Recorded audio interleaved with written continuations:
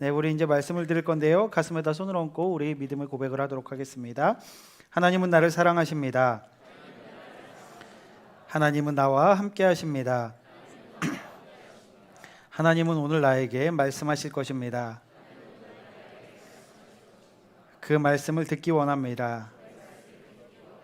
그 말씀에 순종하기 원합니다. 말씀이 나를 살릴 것입니다. 말씀대로 살아낼 것입니다. 결단코 이전과 같지 않을 것입니다. 아멘. 네, 저희 지난주부터 이제 루터와 이 깔뱅, 이 종교 개혁에 대해서 이야기를 하고 있어요. 지난주에 루터, 이 종교 개혁가가 강조했던 가장 중요한 사상이 뭐였다라고 했죠? 이신칭의 맞아. 이신칭의가 뭐라고 했어요, 제가? 이신칭의, 오직 믿음으로 말미암아 의롭게 된다라는 것. 우리의 행위나 우리의 노력이 아니라 예수 그리스도를 믿는 그 믿음 하나로 하나님께서 우리의 죄를 없다 하시고 우리를 의롭다고, 우리가 의로운 게 아니라 의롭다고 칭해 주시겠다라고 하나님께서 약속하셨던 것입니다. 1517년에 루터가 그렇게 종교개혁을 시작했어요. 그리고 그 다음 세대 칼빈이라는 사람이 스위스 제네바에서 또 그 종교개혁을 시작하게 됩니다. 칼빈은 프랑스 사람이에요. 프랑스 사람인데 느와용, 파리에서 한 60마일 떨어진 곳에 느와용이라는 곳에서 태어났습니다. 그리고 뭘 공부했냐면 그 당시 가장 유명한 대학인 파리 대학에서 신학을 공부를 했어요. 그리고 중간에 다시 학교로 옮겨서 법학을 공부하게 됐습니다. 루터 같은 경우에는 어떤 환경 속에서 종교 개혁을 진행을 했냐면, 지난주에도 얘기했듯이 카톨릭의 뭐였죠? 타락, 부패. 카톨릭이 정말 얻을 수 없는 그 부를 그리고 명예를 축적하기 위해서 성경을 거짓말로 오역해내고, 그리고 교황이 성경의 권위 위에 있게 되는 그런 말도 안 되는 일들을 저지르고, 면벌부였죠. 그것을 판매하고 연옥이라는 개념을 만들어서 사람들에게 정말 돈으로 천국을 갈 수 있는 길을 설명하는 그 지경까지 갔던 상황에서 루터는 종교 개혁을 할 수밖에 없었던 것이죠. 그러다 보니까 어떤 걸 강조했어요? 처음에 얘기했던 대로 오직 믿음. 왜? 카톨릭이 계속 행위, 돈, 선행 이런 것들을 통해서 구원받을 수 있다라고 하니까 반대로 아니다, 그거는 잘못된 거다, 성경에서 그렇게 이야기하고 있지 않다, 성경에서 이야기하는 것은 구원의 유일한 조건 단 하나, 뭐냐? 믿음뿐이다 라는 것을 루터께서 계속 강조했던 것이죠. 그러다 보니까 오직 믿음, 이 믿음만을 강조했어요. 그런데 그 다음 세대 종교개혁가 칼빈은 루터나 그 선대의 그 종교개혁가들은 믿음에 대해서 강조했지만, 본인이 그것들을 연구해 가면서 깨닫게 된 거는 그 믿음이 너무나 중요한데 거기서 연결되는 것 한 가지를 더 이야기해야겠다. 성경에 나와 있는, 성경에 없는 게 아니에요. 성경에 나와 있는 너무나 중요한 것, 이것을 우리가 놓치고 있었을 수도 있겠다 해서 이야기하게 된 것이 뭐예요? 성화라는 것입니다. 성화가 뭘까? 성화가 뭐예요? 성화하면 뭐 떠올라요? 올림픽 봉송할 때 성화, 네, 그럴 수 있어요. 성화. 성화가 뭘까? 성화는요, 우리가 이신칭의, 믿음으로 말미암아 의롭다함을 받았어요. 그럼 우리가 구원 받았어요, 안 받았어요? 받았어요. 구원받은 사람들이, 우리는 다 예수님을 믿고 구원받은 사람들이에요. 그럼 그 구원받은 사람들이 어디를 가요? 나중에 죽어서 천국을 가게 되죠. 천국에 가면 영화된다라고, 영원한 그 거룩함 속에서 살아가는 영화의 단계에 이르게 됩니다. 그러면 우리가 예수 그리스도를 믿는 그 믿음을 갖게 되고 우리가 하나님의 부르심을 받아서 천국으로 들어가는 그 중간, 우리가 살아가고 있는 이 세상의 삶은 어떤 것일까? 이 세상의 삶 가운데 우리는 예수 그리스도를 믿음으로 인해서 그 믿음에 합당한 삶을 살아가면서 점진적으로 우리의 삶이 조금씩 더 거룩해지고 예수님을 닮아가고 우리가 너무나 즐겨 지었던 죄들이 점점 불편해지기 시작하고 조금씩 거룩해져가는 과정을 거쳐가면서 이 성화의 시간을 거쳐간다라는 것입니다. 그래서 칼빈이 그 선대 종교 개혁자들은 그 카톨릭의 타락으로 인해서 어쩔 수 없이 믿음만을 강조했지만 믿는 자들에게 너무나 중요한 건 뭐다? 믿은 이후의 삶이 너무나 중요하다는 것을 칼빈은 주장하기 시작했습니다. 그래서 성화라는 표현을 쓰기 시작을 했어요. 성화는 이신칭의 믿음으로 의롭다 칭함을 받은 것은 단번에 이루어지는 것이 아니라 오랜 기간 동안 거룩한 생활을 통해 성숙되어 가고 끝날에 영화를 얻게 된다라는 의미입니다. 여러분, 여러분들은 성화의 단계를 거쳐가고 있습니까? 한번 자신에게 질문해 봤으면 좋겠어요. 우리 친구들은 예수 그리스도를 믿기 때문에 이 자리에 모여서 예배를 드리고 있습니다. 그러면 여러분들은 믿고 나서 여러분들의 삶이 성화의 과정을 거쳐가고 있습니까? 예수 그리스도를 닮아가고 있습니까? 죄로부터 멀어져 가고 있습니까? 그동안 습관적으로 지었던 죄들, 너무나 많은 그 죄들로부터 멀어지고 있습니까? 스스로에게 한번 질문해 봤으면 좋겠습니다. 바울 사도께서 질문으로 말씀을 시작하고 있어요. 그런즉 우리가 무슨 말을 하리요? 은혜를 더하게 하려고 죄에 거하겠느냐? 이게 무슨 말이냐면요, 은혜에 더하게 하려고 죄를 더하겠느냐? 은혜에 거하게 하려고 10원을 탕감받은 사람이 있어요. 10원은 너무 적다. 한 10만 원. 10만 원을 빚졌는데 10만 원을 탕감받은 사람이 있어요. 그런데 옆에 있는 사람은 10억을 탕감받았어. 10억을 빌렸는데 10억을 그냥 안 받겠다라고 한 거야. 그러면 10만 원을 탕감받은 사람이 기분이 좋을까요? 10억을 탕감받은 사람이 기분이 좋을까요? 물론 10만 원도 좋겠지만 10억이 훨씬 크겠죠. 그래서 이 당시의 사람들은 내가 죄가 크면 클수록 예수 그리스도의 십자가 사랑을 더 크게 경험할 수 있고 그 죄 용서 받았을 때 그 감동이 더 크다라고 생각을 해서 죄를 짓겠다라는 사람이 있었어요. 이게 말이 돼요, 여러분? 사도 바울께서 그렇게 말씀하고 있는 거예요. 말도 안 되는 소리 하지 말라고. 너희가 더 큰 은혜를 경험하기 위해서 더 많은 죄를 짓겠다라는 것이 말이 되는 소리냐? 절대 그럴 수 없다라고 이야기하는 것입니다. 그래서 그 뒤에 2절 말씀에 이렇게 말씀하세요. 그럴 수 없느니라 죄에 대하여 죽은 우리가 어찌 그 가운데 더 살리요? 진짜로 예수 그리스도를 영접하고 예수 그리스도를 믿은 사람들은요, 죄를 짓고 싶어서 죄를 짓는 것은 잘못된 것이고 그럴 수 없다. 너희가 진짜로 예수님을 믿었다면 죄의 자리로 나아가는 것이 당연히 불편해야 한다라고 이야기하는 것입니다. 우리 3절에서 4절 말씀을 한번 읽어볼게요. 3절 4절 함께 읽겠습니다. 시작.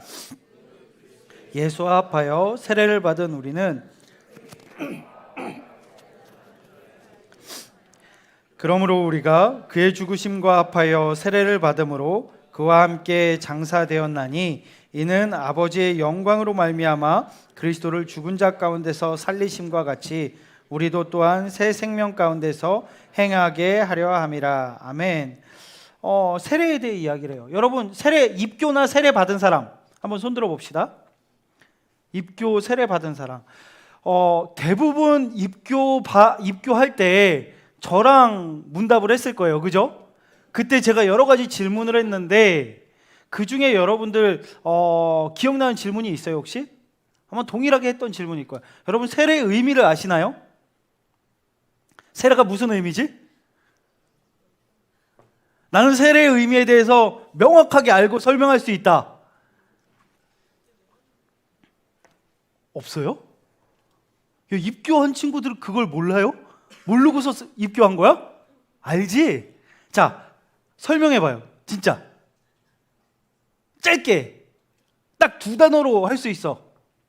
뭐 했다가 뭐 하는 거? 얘기해봐. 들은 거 나온 거 같아. 뭐? 죽었다 살아나는 거. 맞아요. 세례는 죽었다 살아나는 거예요. 뭐가 죽는 거예요? 우리의 죄된 모습들, 죄의 습성들, 그 모든 것들이 죽는 거예요. 그 세례라는 것의 의미는요, 익사시킨다라는 의미가 포함되어 있어요. 익사시킨다.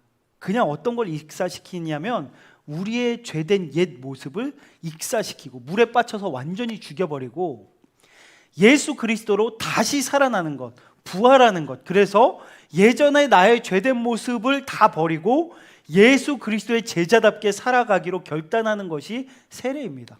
세례 입교 받은 친구들은 그런 것을 고백하면서 받게 된 거예요.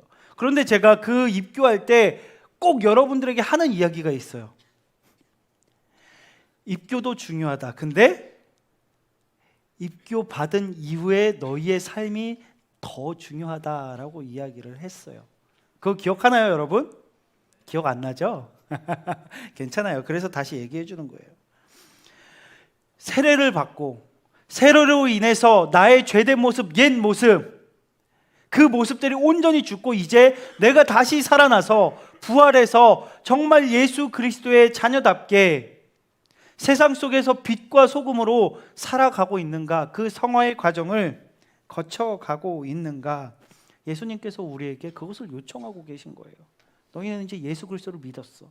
너희는 너무 적지만, 너무나 작지만 예수 그리스도를 믿는 그 믿음, 그것을 보고 내가 너희를 의롭다고 칭해 줄 거야. 너희는 이제 죄 없는 의인이야. 너희는 이제 구원받았어. 거기서 끝나는 것이 아니라 그러므로 이제 너희는 거룩해져야 한다. 너희는 그 믿음에 합당한 삶을 살아가야 한다. 하나님께서 저희에게 말씀하고 있는 것입니다. 6절 말씀을 함께 읽겠습니다. 우리가 알거니와 우리의 옛사람이 예수와 함께 십자가에 못 박힌 것은 죄의 몸이 죽어 다시는 우리가 죄에게 종노릇 하지 아니하려 함이니. 우리가 죄의 종이 되어서는 안 된다라는 거예요.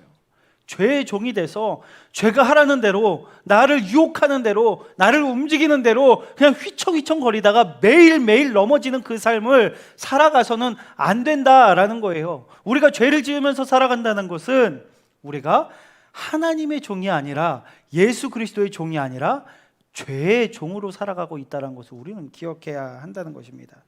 여러분, 이스라엘 민족이 출애굽을 했어요.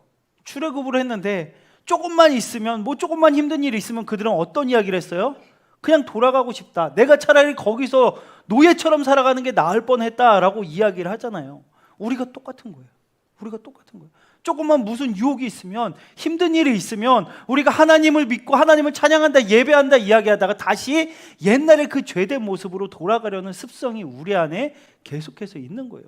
계속 돌아가는 거예요. 계속 죄의 자리를 찾아서, 그 쾌락의 자리를 찾아서, 하나님께서 기뻐하시지 않는 그 자리를 찾아서 예전에 우리가 죽였다라고 생각했던 그 죄의 자리, 그 자리를 찾아서 우리는 계속해서 걸어간다라는 것입니다.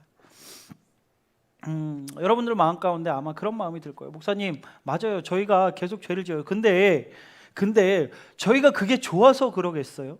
우리도 열심히 노력하고 있는데 그 순간순간 또 넘어지고 우리가 노력을 안 하는 게 아니에요 라고 우리 친구들이 아마 마음속으로 생각하고 있지 않을까 싶습니다.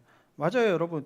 죄를 지으면서 좋아 죽겠는 사람이 어디 있겠어요? 여러분, 죄 지으면서 너무 행복해, 바로 이 맛이지 막 이러면서 행복해 하나요? 아니에요. 불편하잖아요. 이건 아닌데, 이러면 안 되는데. 그럼에도 불구하고 우리가 연약하다 보니까 또 넘어지고 또 넘어지는 것입니다. 그러면 어떤 생각을 해요? 난 답이 없구나, 나는 그냥 이런 사람이구나, 자포자기하게 되는 것입니다. 그런데 여러분, 그렇게 하면 안 돼요.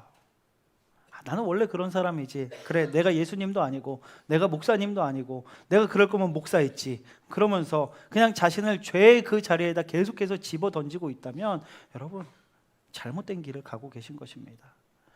사실 여러분이 생각한 게 맞아요. 목사님, 저는 못할 것 같아요. 맞아요. 저도 못해요. 목사인 저도 못합니다. 우리에게는 죄를 이길 능력이 있다 없다? 없다. 그렇기 때문에 예수님께서 우리를 위해 십자가에 달려 돌아가시고 우리에게 그 믿음을 허락해 주신 거예요. 믿는 것도 우리가 노력해서 된다 안 된다? 안 돼요. 우리의 노력으로 우리가 뭐 얼마나 대단하길래 그 믿음을 가질 수 있겠어요. 믿음도 하나님께서 선물로 주신 거예요. 그런데 그 성화의 과정조차도 우리의 노력으로 이룰 수 있는 것이 아니라 예수 그리스도의 은혜로, 하나님의 은혜로 성화되어 갈 수 있다는 것을 믿으시기 바랍니다. 성화의 비결이 뭘까요? 우리가 성화를 이뤄갈 수 있는 것, 어떻게든 그 죄를 이겨야겠다 결단하는 것, 물론 결단하는 거 중요해요. 그런데 그 방법에 있어서 우리가 오해하는 게 있어요. 우리가 해내야 된다는 생각을 포기하세요. 그 성화를 이루어 갈 수 있는 유일한 비결은 뭐냐면요, 하나님께로 나아가는 거예요. 하나님 앞으로 나아가는 거예요. 하나님 가까이로 나아가는 거예요. 그리고 고백하는 거예요. 주님, 제가 아무리 노력해도 안 됩니다. 그래서 주님 앞으로 나왔습니다. 우리는 보통 어떻게 해요? 주님, 제가 아무리 해도 안 됩니다. 저는 그냥 이렇게 살게요. 저는 이런 인간인가 봅니다. 라고 생각하는데 그게 아니라, 그럴 때 우리는 주님, 여전히 저는 능력이 없고 죄를 이겨낼 자신이 없습니다. 그래서 주님, 제가 주님 앞으로 나아옵니다. 라고 고백하며 주님께로 나아가야 되는 거예요. 만약에 여러분 여기 불이 다 꺼져 있다라고 생각을 해봅시다. 불이 다 꺼져 있어요. 불 좀 꺼주시겠어요? 다 완전 새까맣게 아무것도 안 보이게 한번 도와주세요. 싹 다 꺼주세요. 이것도 꺼야겠다. 자, 꺼져. 욕한 거 아니에요? 꺼지라고 이야기한 거. 꺼져라. 네. 믿어주세요. 네. 여러분, 지금 완전히 이 빛조차 없다라고 생각을 해봐요. 이 안에 빛이 하나도 없어요. 아무것도 안 보여. 그럼 이런 상황에서 이 죄와 같은 이 어두움을 이길 수 있는 방법이 뭐예요? 어둠아 사라져라! 우와 밝아져라! 우와 내가 이 어둠을 어떻게 이길까? 막 노력한다라고 이길 수 있어요? 이길 수 있어요? 없어요. 그럼 어떻게 해야 돼요? 눈뽕이죠. 이렇게만 할게. 이렇게 해볼까? 여러분, 불을 켜는 거예요. 너무 밝아? 이거 이 정도 밝진 않은데 내가 가진 제일 밝은 걸 가져왔어. 여러분, 불 켜주세요. 눈이 아프니까. 자, 우리가 그 어둠 가운데 죄를 이겨낼 수 있는 방법이 뭐예요? 불을 켜는 거예요. 빛 가운데로 나아가는 거예요. 우리가 어떻게든 이겨보겠다고 어둠아 물러가라, 어둠아 사라져라, 내가 이 어둠을 어떻게든 찢어보겠다 막 이렇게 생각한다고 우리가 어둠을 이겨낼 수 없습니다. 우리가 그 어두운 죄를 이겨낼 수 있는 방법은 빛 가운데로 나아가는 거예요. 여러분 그걸 꼭 기억했으면 좋겠어요. 우리가 예수님께로 나아가야 한다라는 거예요. 정말 우리가 이겨낼 수 있는 유일한 방법은 예수님, 하나님 그 빛 가운데로 나아가서 주님 저를 도와주시옵소서, 저와 함께하여 주시옵소서, 그렇게 나아가는 것 하나밖에 없습니다. 한 청년을 만났어요. 얼마 전에 한 청년을 만났는데 그 청년이 저한테 당황스러운 질문을 했어요. 저한테 그런 질문하는 청년 처음 봤어요. 목사님, 술이 언제 단지 아세요?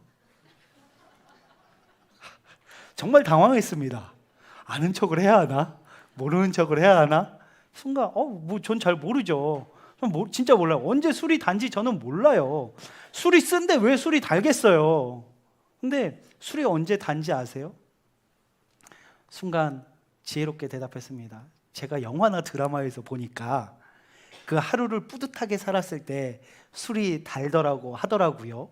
정말 그런가요?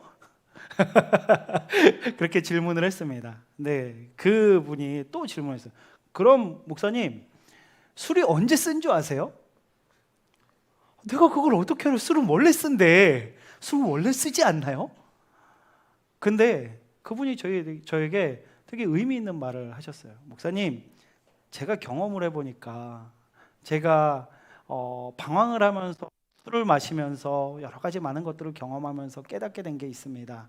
술이 언제 다냐면요, 제가 하나님과 멀어졌을 때 술이 참 달더라고요. 근데 언제 술이 써지기 시작했냐면 하나님과 가까워지니까 술이 써지더라고요. 그래서 그 술이 싫어지기 시작을 했습니다. 그 이야기를 하는데 이 청년이 진짜 진리를 깨닫고 있구나. 진짜 진리를 깨닫고 있구나. 우리가 하나님과 가까워지면 가까워질수록 그 죄가 싫어지고, 반대로 하나님과 멀어지면 멀어질수록 죄의 자리가 너무나 달콤하고 즐겁게 느껴지는 거구나. 우리가 계속해서 죄를 짓고 있다면, 습관적으로 죄를 짓고 있다면, 내가 부족한 사람이라고, 나는 그런 죄인이라고 나를 탓하고 나를 욕하는 게 아니라 그 순간 정신 똑바로 차리고 내가 하나님과 멀어지진 않았을까? 내가 하나님과 너무 떨어져 있진 않을까? 그거를 여러분 생각해 봐야 되는 거예요. 한 친구가 청소년이에요. 여러분 나이보다 한 2살 정도 많은 것 같아요. 그 친구가 저에게 전화를 했습니다. 목사님 잠시만 만나주세요. 아 그래 만나자. 어디야 해가지고 만났어요. 만났는데 그 친구가 주저주저 하면서 이렇게 팔을 보여주는데 여기 이렇게 아대를 하고 있어요. 긴 아대. 그래서 운동을 하나 이렇게 궁금했는데 그 친구가 그 아대를 이렇게 벗어서 저에게 보여줬는데 여기에 자해 자국이 너무 많은 거예요. 너무 많은 거예요. 자해 자국이. 깜짝 놀랐는데 전혀 놀라지 않은 척을 했습니다. 그래 일상적이지 않은 취미를 가지고 있구나. 그렇게 그냥 농담 삼아 던졌어요. 그때 씩 웃더라고요. 목사님 제가 힘들 때 스트레스 받을 때 그때마다 제 몸에 자해를 했어요. 언제부터 그랬어?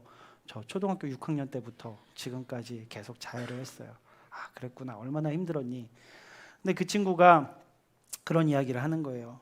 자기가 코로나 때 교회를 계속 안 나오고 있었던 거죠. 안 나오게 되면서 더 그 자해가 심해졌더라고요. 근데 어느 날 친구가 그 얘기를 하는 거예요. 야 교회 가자. 교회 한번 가보자 라고 이야기를 하는데 가기 싫은데 뭔가 그 거절하는 것도 귀찮은 그런 마음, 뭔가 설명해야 되고 막 그러니까 그래 가자 그러고서 주일에 예배를 나왔던 거예요. 뭐 특별한 것도 없었대요. 그냥 예배 드리고 집에 갔다라고 합니다. 그리고 밤에 화장실에 가서 또 자해를 하고 싶은 마음이 생긴 거예요. 그래서 자해가 하는 그 자해 방식이 있나 봐요. 제가 차마 뭐 자세하게 물어보지 못했는데 자해를 하려고 이렇게 딱 하는데 윗집인지 아랫집인지 그거 알아요? 화장실에 보면은 이렇게 연결이 돼 있어가지고 위아랫집 소리 들리는 거 알죠? 거기서 막 노래가 나오더래요. 근데 그 노래를 듣는데 쟤는 저렇게 매너 없이 화장실에서 저런 노래를 들으면서 흥얼거리고 있을까? 막 이게 불쾌한 마음들이 계속 생긴 거야. 그러면서 이제 자해를 하려고 딱 손을 이렇게 내미는데 이쪽에 따뜻한 뭔가가 느껴지더라고요. 이상하다. 내가 자해를 해야지 여기가 이게 피가 흘러가지고 그 따뜻한 그 느낌이 나는데 왜 그러지도 않았는데 시작도 안 했는데 이게 그런 느낌이 나지? 이런 생각이 문득 들었던 거예요. 그래서 빤히 자기의 팔을 이렇게 보고 있었대요. 이렇게 보고 있다가 그냥 자신은 왜 그런 마음을 느꼈는지 모르겠는데 여기에 누군가 이렇게 손을 얹고 있는 듯한 느낌이 들었다는 거예요. 그래서 그때 저한테 그 친구가 전화를 했었어요. 전화를 했는데 저한테 그렇게 질문하는 거예요. 목사님 누가 제 손을 잡고 있는 것 같아요.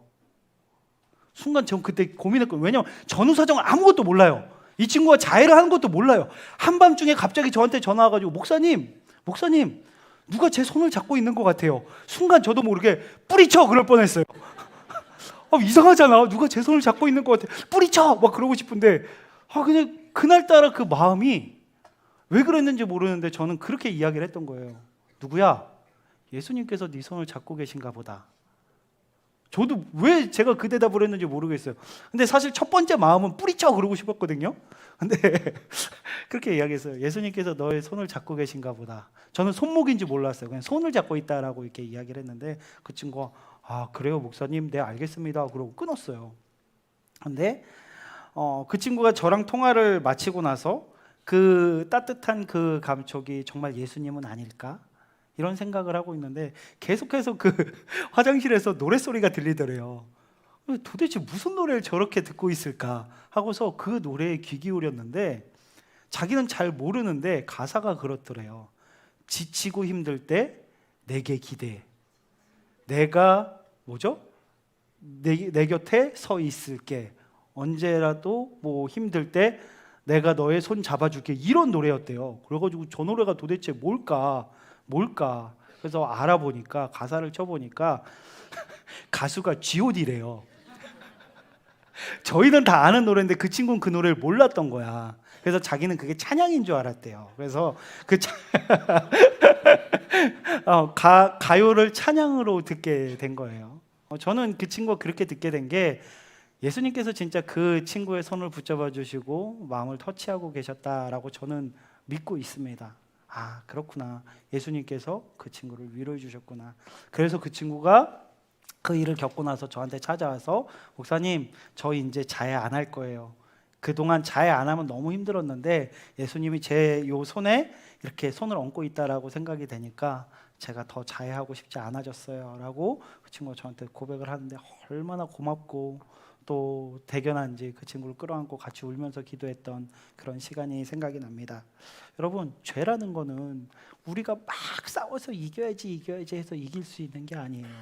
우리가 죄를 이기고 그 성화의 과정을 밟아갈 수 있는 그 비결은 우리가 예수님께로 나아가는 거예요. 그 예수님의 마음을 느끼는 거예요. 예수님의 그 사랑을 경험하는 거예요. 예수님의 은혜가 그냥 성경에 나와 있는 남들에게 주신 은혜가 아니라 그것이 나에게 주신 은혜이고 나를 위해 지신 십자가라는 것이 우리 마음 가운데 느껴지기 시작할 때 우리 안에 있는 죄들이 조금씩 사라져가는 거예요. 그게 성화입니다. 성화는요, 내가 이뤄내는 것이 아니에요. 성화는 하나님께서 이루어 주시는 것입니다. 그럼 우리가 할 건 뭐예요? 하나님께, 예수님께 우리를 맡겨드리는 거예요. 하나님께로 더 가까이 가는 거예요. 하나님 그 빛 가운데로 걸어가는 거예요. 그러면 예수님께서 우리가 이기지 못했던 그 죄악의 자리들, 우리가 넘어서지 못했던 그 어두운 자리를 넘어갈 수 있게 도와주실 거예요. 아멘. 우리 친구들, 스스로 하지 마세요. 예수님께 맡겨드리세요. 예수님께서 여러분을 승리케 하실 것입니다. 우리 모두가 정말 은혜로 그 성화의 과정을 밟아가는 영락 고동부 되길 예수님의 이름으로 축복합니다.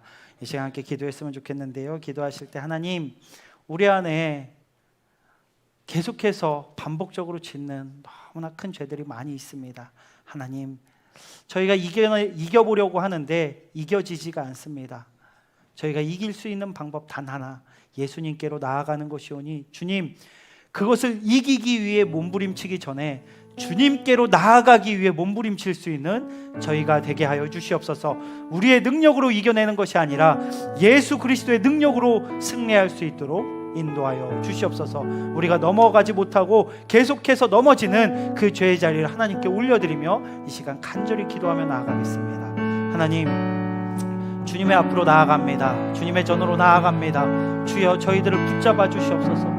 우리 안에 죄가 너무나 많이 있습니다. 우리 안에 죄가 너무나 많이 있습니다. 아버지요, 그런데 그것을 이겨낼 능력이 저희 안에 없습니다. 그래서 주님 앞에 엎드립니다. 주여, 저희들의 죄를 이길 수 있는 능력을 허락하여 주시옵소서. 아버지께서 승리하여 주시옵소서. 아버지께로 나아가게 하여 주시옵소서. 빛 가운데로 걸어가게 하여 주시옵소서. 하나님, 저희가 정말 예수 그리스도로 인하여서 정결하여지고 깨끗하여지고 그 성화의 과정을 이뤄나갈 수 있도록 아버지 인도하여 주시옵소서. 하나님, 주님께로 더 가까이 나아가는 저희가 되게 하여 주시옵소서. 하나님, 저희가 이겨내지 못하는 너무나 많은 죄악들이 있습니다. 매번 넘어지고 나서 때로는 포기하고 인정하게 됩니다. 나는 그것밖에 되지 않는 사람이라고, 나는 그냥 그런 더러운 사람이라고 포기해버릴 때가 많이 있습니다. 하지만 주님, 오늘 말씀을 통해서 저희는 알게 되었습니다. 우리는 원래 할 수 없는 존재라는 것을 인정하게 하여 주시옵소서. 그래서 주님, 우리는 못하오니 주님께서 도와달라고, 주님께서 승리하여 달라고 주님께로 나아가는 저희들이 되기를 원합니다.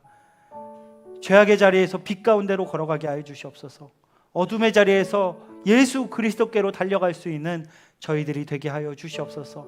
그래서 주님, 그 빛으로 인하여서 우리가 승리할 수 있도록 인도하여 주시고, 빛 가운데 가며 우리가 성화의 과정을 이뤄갈 수 있도록 주님 역사하여 주시옵소서. 감사드리오며 예수 그리스도의 이름으로 기도드립니다. 아멘.